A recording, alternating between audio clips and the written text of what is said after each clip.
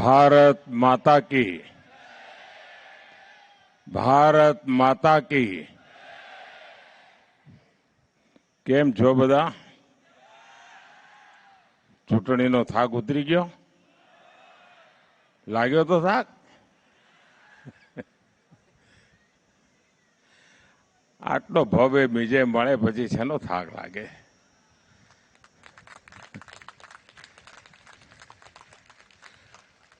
आ वखते गुजराते कमाल करी दीधी छे।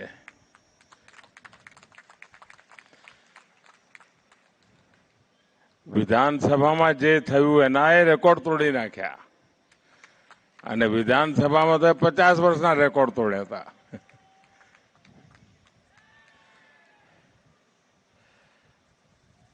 साथियों, आवती काले सोमनाथना कार्यक्रम माटे मारे जवानुं हतुं अने आजे सवारे कर्नाटका अने तेलंगाणामां हतो।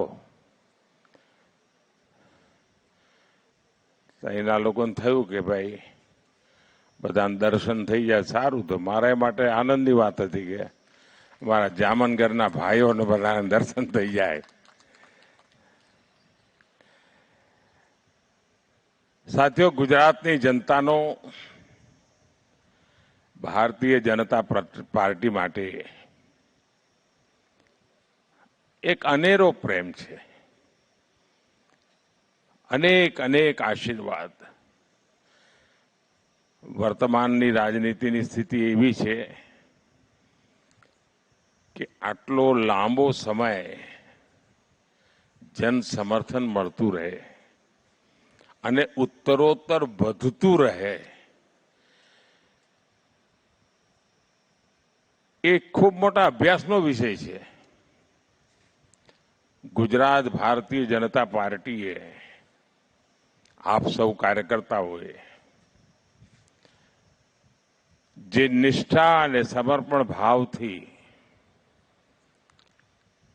जे जवाबदारी मળી અને પરિપૂર્ણ કરવા માટેનો જે પ્રયાસ કર્યો છે એનું આ પરિણામ છે કે સહજ રીતે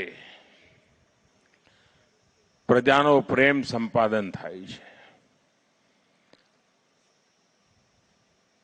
आज शायद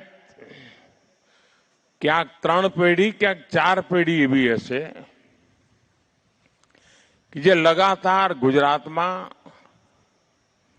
भारतीय जनता पार्टी पर अविरत रीते आशीर्वाद वर्षावी रही है अने गुजराते पण विकासना क्षेत्र में बहु मोटी हरणफाळ भरी है।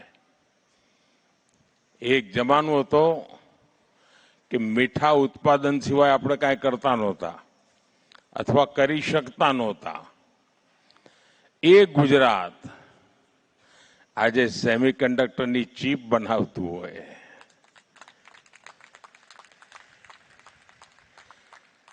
ए गुजरात आज मेट्रोना कोचीज बनावतुं होय, ए गुजरात जे आधुनिक रेलवेना एंजीन बनावतुं होय, ए गुजरात जे आजे विमान बनाववानी तैयारीओमां पड्युं होय।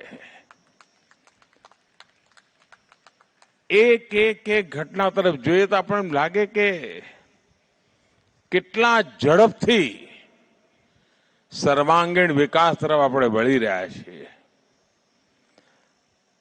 અને દુનિયા જ્યારે આજે પર્યાવરણની ચિંતા કરે છે,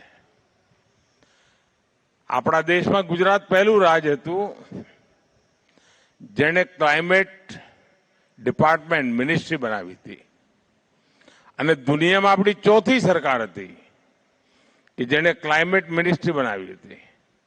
અને ત્યારે કોઈને કલ્પના પણ નહોતી કે આટલી મોટી સૌર ઉર્જા, સૂર્ય શક્તિ, રિન્યુએબલ એનર્જી એનું ગુજરાત મોટું કેપિટલ બની જશે।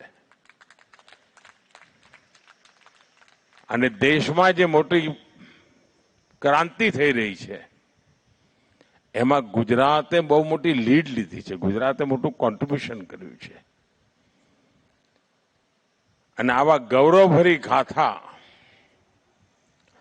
ગયા 20-25 વર્ષમાં લખાણી છે.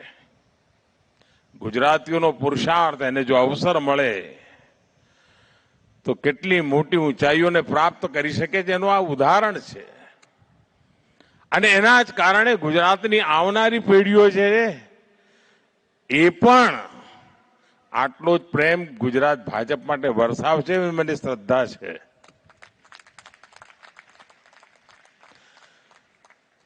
સાથીઓ, તમે હમણાં ચૂંટણીઓનો જંગ જીતેલો છે એટલે મને ખબર છે કે તમારે શું સાંભળવું છે.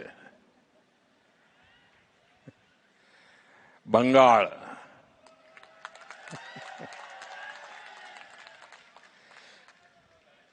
સાથીઓ, ચૂંટણીઓ તો કેટલીય લડ્યા અને કેટલીય ચૂંટણીઓ જીત્યા.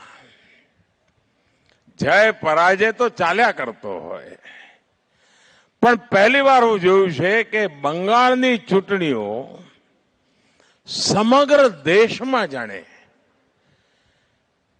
હું નથી માનતો કે દેશના ઘણા ખૂણા કોઈને લોકોને બંગાળની દુર્દશાની તકલીફ પડી હશે, પણ દૂર દૂર હજારો માઇલ દૂર બેઠેલા વ્યક્તિને પણ બંગાળમાં પરિવર્તન આવ્યું એટલે હાશકારો થયો. એટલે પીડા કેટલી ભયંકર થઈ હશે ત્યાંના લોકોને કે જેનો હાશકારો ગુજરાતનો માનવી અનુભવે. આનાથી મોટું બીજું શું હોઈ શકે?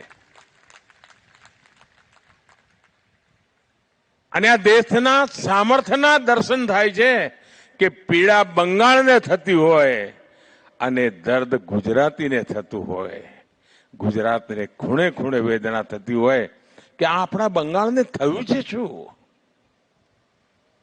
અને ત્યાં તો કલ્પના બહારનો એક હાશકારો અનુભવાય, જાણે બહુ મોટી બેડીઓમાંથી લોકો મુક્ત થયા હોય એવો ભાવ જોવા મળે આપણે. લોકોની આંખમાં હર્ષના આંસુ સુકાતા નથી.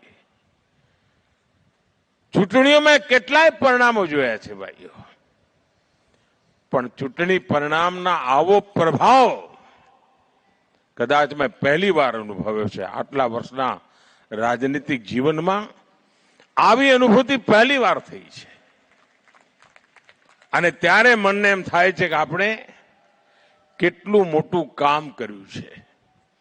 ભારતીય જનતા પાર્ટીના કાર્યકર્તાઓ 300 કરતા વધારે કાર્યકર્તાઓ બલિદાન આપ્યા છે દોસ્તો બંગાળમાં. અને ત્યારે એક સંકલ્પ સિદ્ધિમાં પરિવર્તિત થયું છે. અને મને પૂરો વિશ્વાસ છે સાથીઓ કે ભારતીય જનતા પાર્ટી ગવર્નન્સના જે મોડેલને લઈને ચાલી રહી છે, લોક કલ્યાણના જે કામોને લઈને ચાલી રહી છે, એના પરિણામ સ્વરૂપે બંગાળ પણ ગયા 50 વર્ષનો જે ખાડો છે, ખાડો નાનો નથી દોસ્તો, એ ખાડાની ભરપાઈ કરીને બંગાળને દોડતું કરવાનું કામ ભારતીય જનતા પાર્ટી અવશ્ય કરશે એવો મને પૂરો વિશ્વાસ છે. સાથીઓ, દેશમાંથી સ્વાભાવિક રીતે આપણી ઘટના બને એટલે લોકોનો ગૌરવ અને આનંદનો ભાવ તો જગે, પણ દુનિયામાં બંગાળની વિધાનસભાની ચૂંટણીના પરિણામોની ચર્ચા સમગ્ર વિશ્વમાં થઈ રહી છે. દુનિયાના ગણમાન્ય લોકો એની નોંધ લઈ રહ્યા છે.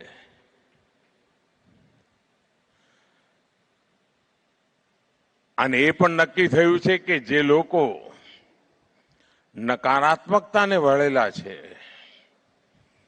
જેમની પાસે દેશને આપવા માટે કોઈ વિઝન નથી, છાસવારે નવી નવી ગાળો શોધી કાઢવી અને બોલ્યા કરવું. યુગ બદલાઈ ચૂક્યો છે. દેશની યુવા પેઢી પોતાના ભવિષ્યને જોઈ શકે છે,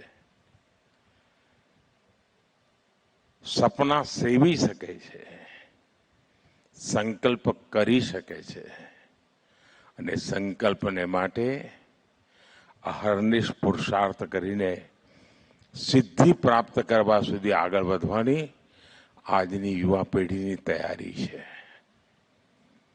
એના જે એસ્પિરેશન્સ છે એ એસ્પિરેશન્સને આજે દેશનો નવજવાન જે સંકલ્પો લઈને ચાલી રહ્યો છે એનાથી દેશના ઘણા રાજકીય પક્ષોના રાજકીય નેતાઓ અજાણ છે એવું લાગે. ગુજરાતી ભાષામાં કહે તો જાણે એમ લાગે મતી મરી ગઈ છે. અને એવે વખતે નિત્ય નૂતન પ્રાણ શક્તિથી ગુજરાત આગળ ધપતું હોય, ગુજરાતનું જનસામાન્યના આશીર્વાદ મળતા હોય ત્યારે આપણી જવાબદારીઓ પણ અનેક ગણી વધી જાય છે. અને મને પૂરો ભરોસો છે, ગુજરાતની ટીમ પર ભરોસો છે કે જનતા જનાર્દનની આશા આકાંક્ષાની પરિપૂર્તિમાં કોઈ કચાશ રહેવા નહીં દે. સાથીઓ, આવતીકાલે સોમનાથ, થોડા સમય પહેલા પણ હું સોમનાથ આવ્યો હતો. સોમનાથના વિનાશના 1000 વર્ષ એ વેદનાને ફરી એકવાર યાદ કરવાની જરૂર હતી અને વેદનાની અંદર સમાયેલી વીરતાને પણ યાદ કરવાની હતી કે કેટલી વાર સોમનાથ તોડ્યું. અને આવતીકાલે આજથી 75 વર્ષ પહેલા સરદાર સાહેબે જે સપનું જોયું, જે સંકલ્પ કર્યો હતો, આજથી 75 વર્ષ પહેલા સોમનાથ મંદિરમાં પુનઃ પ્રાણ પ્રતિષ્ઠા થઈ હતી. ડોક્ટર રાજેન્દ્ર બાબુ આવ્યા હતા. અનેક અવરોધો અને વિરોધો વચ્ચે આવ્યા હતા, ગમા અણગમા વચ્ચે આવ્યા હતા, પણ વિરાસતના મહાત્માને સમજતા હતા, દેશની જડોને જાણતા હતા અને એટલા માટે રાજેન્દ્ર બાબુએ કોઈની પણ વાત માન્યા વગર સોમનાથ પધાર્યા હતા. એને આવતીકાલે 75 વર્ષ થઈ રહ્યા છે. એ ગૌરવ ભરી પળને ફરી એકવાર એ વિરાસતનું સન્માન કરવા માટે આવતીકાલે સોમનાથમાં ભવ્ય કાર્યક્રમ થઈ રહ્યો છે અને દેશભરના લોકોને આપણી આ વિરાસત માટે ગૌરવ થાય અને એના માટે નિરંતર પ્રયાસ થાય. અને વિરાસત એક નહીં, અનેકવિધ ગુલામીના કાળખંડમાં જેટલું જેટલું સહન કર્યું છે ને એ બધાની સામે ગૌરવથી ઉભા થઈ ગયા. આજે 10મી મેનું પણ મહત્વ ભારતની આઝાદીના આંદોલનમાં ઓછું નથી. 1857ની પહેલી ક્રાંતિ, સ્વાતંત્ર્ય સંગ્રામનું યુગલ 1857માં 10મી મેના દિવસે, અને એવી પળે જામનગરની ધરતી પર તમને બધાને મળવાનું થાય ત્યારે સ્વાભાવિક ગૌરવ થાય છે. દોસ્તો, આટલી મોડી રાત્રે પણ આપ સૌ આટલી મોટી સંખ્યામાં આવ્યા. હું જોઉં છું કે છેડે સુધી લોકો જ લોકો છે. આટલી મોટી સંખ્યામાં આપ આવ્યા, હું આપનો ખૂબ ખૂબ આભાર માનું છું. મારી સાથે બોલીએ, ભારત માતા કી, ભારત માતા કી, ભારત માતા કી, વંદે વંદે વંદે. ખૂબ ખૂબ ધન્યવાદ મિત્રો. અને આજે આપણે અહીંથી ભાવભેર, આદરભેર, ખૂબ લાગણીભેર, સન્માનભેર અહીંયાથી આપણા આદરણીય વડાપ્રધાન મંત્રી મહોદય શ્રી નરેન્દ્રભાઈ મોદી સાહેબ, એમનો આભાર કરીએ. ભારત માતા કી, ભારત માતા કી.